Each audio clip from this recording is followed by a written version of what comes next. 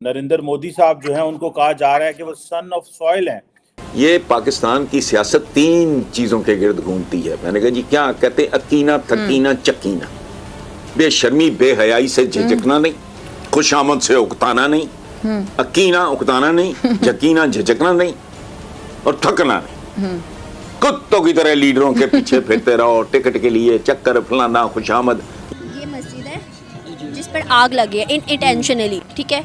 ये आग लगी और इसमें हिंदू मुस्लिम सब मिलकर आग बुझा रहे हैं। सारा कुछ तो जनाब सरकार में दे देते हैं, 3 घंटे सोते हैं, खाते नहीं है, पीते नहीं है। और मैंने ये सुना है प्राइम मिनिस्टर मोदी के बारे, ये जो आप कह रहे हैं ये बिल्कुल सही है। तो को काम है, भिखारी तो भिखारी है, चाहे वोट का हो चाहे पैसे का हो, गदागर तो गदागर है। लेकिन जो असल बड़ा बहरान मुल्क में है वो इस वक्त मईशत है। मैं आपको ये एडिटिंग वीडियो है, ये मस्जिद नहीं है, ये मस्जिद नहीं है, ये एक ज़ियारत जैसे निकालते हैं ना। इसकी मुकम्मल वीडियो है यूट्यूब पे, एक वीडियो मुकम्मल है यूट्यूब पे। आप कुछ भी है, हमारी जो मिसाइल टेक्नोलॉजी है पाकिस्तान की दुनिया में दूसरे नंबर पे है। ये आप कहाँ से मतलब किसी ने देखना हो कि हमारी मिसाइल टेक्नोलॉजी दूसरे नंबर पे है तो वो कहाँ से देखेगा, कहाँ से सर्च करेगा? सर ये आप देखें, ये तो बताने वाली बात तो नहीं, जो खुफिया बातें होती है ना। और हमें कुछ 34 अरब डॉलर चाहिए, 34 7.5 हैं और 34 चाहिए, और उसमें से 22 अरब डॉलर के हमने कर्जे देने। क्लोजिंग की तरफ मुझे जाना है तो एक मिनट ना, इतने ईदी जी जी, ना, सुनो पहले भी बात मुकम्मल करें। नहीं, मुझे तो जिंदगी में 2-3 बड़े घर बैठे तश्तरी में रखे, ओ मैंने कहा लानत, मैं अपने शब रोज अपनी मर्जी से गुजारने वाला आदमी, अरब से नहीं मुद्दतों से गोशा नशीन, कम से कम लोगों से मिलना, अपने दोस्त फलाने, नो नथिंग एट ऑल। तो को काम है, भिखारी तो भिखारी है, चाहे वोट का हो चाहे पैसे का हो, गदागर तो गदागर है। मांगना सिर्फ अल्लाह से, बात है, अल्लाह का वोट मांगो, वो अगर तुम्हारे हक में आ जाए, बाकी छोड़ो। और मुझे एक बात बताओ, पाकिस्तान की पॉलिटिक्स में कोई आदमी क्या करने आएगा? कोई मिराज खालिद साहब जैसी कोई एक्सेप्शंस हो तो मैं माफी चाहता हूं, एक्सेप्शंस की बात कर रहा हूं, अदरवाइज वो मेरा दिमाग खराब है। मैं करोड़ों रुपया लगाऊं, दर जाके वोट मांगूं, फिर असेंबली में तब इनकी शर्मनाक किस्म की इनकी होती है जो भी हो, तनख्वाही शनख्वाही जो वटेवर क्या होता है, अगर हराम ना हो तो ये को वायबल है। अगर हराम की टेम्पटेशन ना हो, बिल वास्ता और बिला वास्ता हराम की, मुझे बताओ कोई क्या करने जाए? दर वोट मांगो, जो झूठियां जफियां ते पपियां ते फलाना ते टमकाना, नतीजा क्या जी, आपने MNA MPA बनने, फिर क्या करना है तुम्हें? वो कख मिलता नहीं है वहां।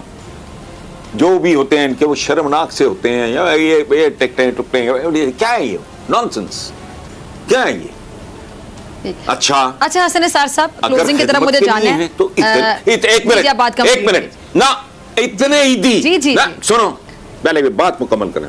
जी जी जी, ये जी, अच्छा, मैं जो कह रहा हूं, अगर मैं बकवास कर रहा हूं तो फिर इसका मतलब है ये हजारों ईदी इस मुल्क में पड़ा है, सेनेट से लेके असेंबलियों तक, पता नहीं कितनी असेंबलियां।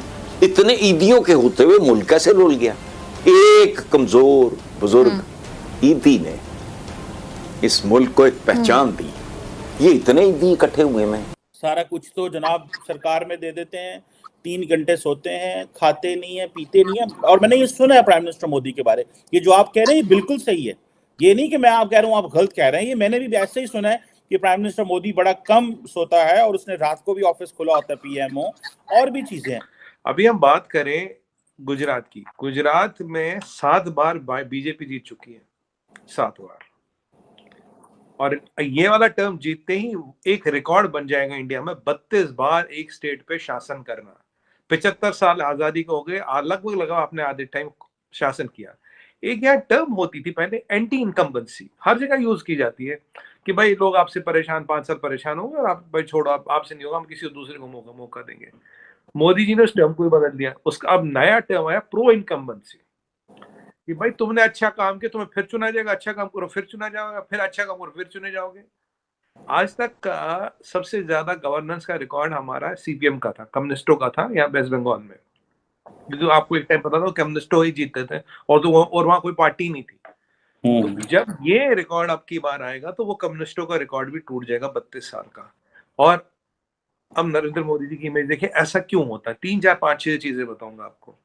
8 साल से एक छुट्टी नहीं की, 8 साल से एक छुट्टी नहीं की।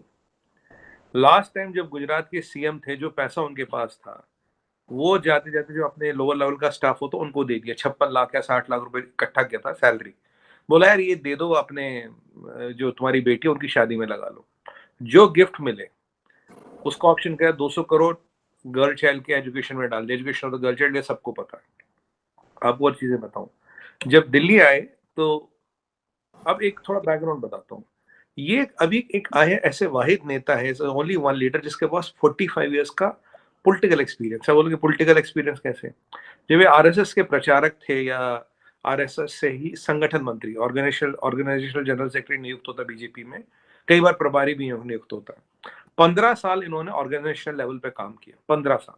मतलब गरी कोचे की दूल बलोचानी, सुबह का खाना कहा, रात का खाना का कुछ नहीं पता। नेक्स्ट, ये 15 साल सीएम रहे, अब 10 साल इन्हें पीएम हो गए। ऐसे टक्कर का, ऐसे क्रेडेंशियल का और कोई नेता हमारे पास है ही नहीं। अभी पूरा पॉलिटिकल स्पेक्ट्रम देखिए, एट इस age does anybody have 45 years of experience, organization CM then PM? there's nobody. Personal credentials पे है, ये तो पॉलिटिकल क्रेडेंशियल्स हो गए। ही इज नॉट करप्टेबल, ये इवन सीआईए की भी रिपोर्ट है, ये जानते ही इज नॉट करप्टेबल, करप्शन नाम की चीज है नहीं। इनका जो माँ है उनके भाई के पास रहती है, इनका भाई पेट्रोल पंप पे साथ तेल भरता है, अब भी तेल भरता है पेट्रोल पंप पे। कोई वो अमीर रईस नहीं बन गया, वो वही है, भाई वही है, भाई भतीजे भांजे, किसी का वाला नहीं किया, कोई पार्टी में नहीं है। लास्ट टाइम जब इलेक्शन था तो इनकी माँ ऑटो में बैठ के, 3 व्हीलर होता ना ऑटो हमारे यहाँ चलते हैं, आपके यहाँ चलते हैं, उसमें बैठ के वोट देने आई थी। शिवा का वोट सुनो आपको, जब प्राइम मिनिस्टर रेजिडेंस में आए, ये लोक कल्याण मार्ग, यहाँ 6-7 मकान है अंदर, ये सब बड़ा पूरा मतलब आप बोलिए कॉम्प्लेक्स है।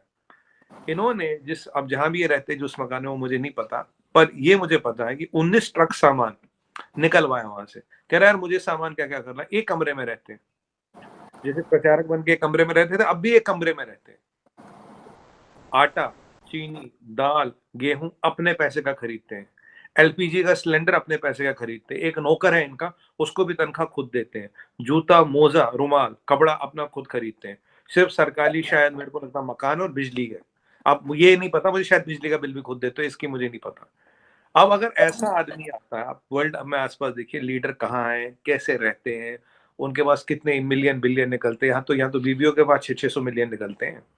तो अब ऐसी परिस्थिति में जब आपके ऐसे क्रेडेंशियल्स हो, करप्शन नहीं, कुछ नहीं, या आपका आगे पीछे का खाका साफ है, क्लीन है, डायरेक्ट है, तो एक पीपल कनेक्ट बनता है। कश्मीर से कन्याकुमारी तक, यहाँ मैं थिम्पू की बात करूँ, दमन तक जाऊं, नॉर्थ वेस्ट ईस्ट साउथ, एक पीपल कनेक्ट बनता है बिकॉज ऑफ द पर्सनैलिटी। लेकिन जो असल बड़ा बहरान मुल्क में है वो इस वक्त मईशत है, और ये गालिबन एक बदतरीन बहरान, अगर मैं इसे कहूं, जो आने वाले कुछ अरसे में हम देख सकते हैं सामने, वो बज़ाहिर नजर आ रहा है। क्योंकि पाकिस्तान के पास $7.5 अरब के ज़खायर रह गए, सही, और हमें कुछ $34 अरब चाहिए। 34, 7.5 हैं और 34 चाहिए, और उसमें से $22 अरब के हमने कर्जे देने हैं, और 10 से 12 अरब डॉलर का खसारा है। और ये फरूख सलीम साहब की एक स्लाइड अगर हम देखें कि हमारे पास ज़खायर कितने रह गए हैं, तो 7.5 पाकिस्तान के पास, अगर मैं इसको भी देखते हैं कि क्या मतलब है इसका, अफगानिस्तान के पास 9.7 है, हमारे पास 7.5 है। अच्छा, बांग्लादेश 33 है, इजिप्ट यानी आप देखें, और इंडिया जाता है 550 तक गालिबन, और पाकिस्तान 7